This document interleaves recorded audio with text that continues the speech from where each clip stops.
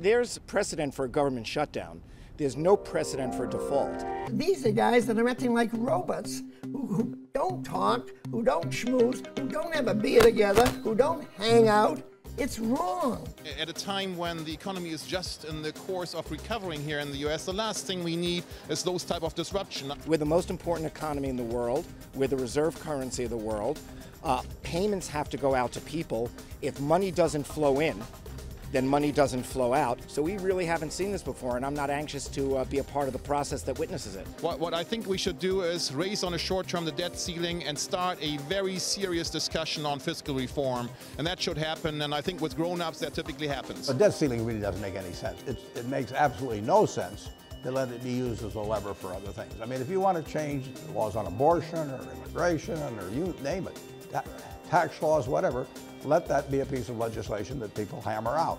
But to tie it to something about whether you break the promises of the United States government to people all over the world, as well as its own citizens, just makes no sense. So it ought to be banned as a weapon.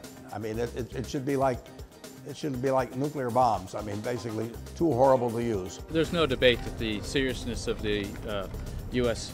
not paying its debts, whether it's Social Security checks, small business loans, or whatever, all the way up to the Treasury notes and bills, is the most serious thing we have. You've got to deal with your adversaries.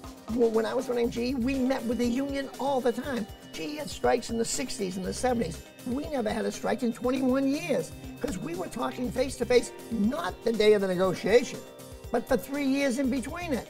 They knew us, we knew their families, we knew all about them. This is a human thing. I believe that common sense will prevail, and I believe that we will see a way forward. The way forward is not easy. It requires a lot of sacrifice. It requires a lot of flexibility. It requires a lot of compromise. And I believe that that's what we deal with every day in our business lives.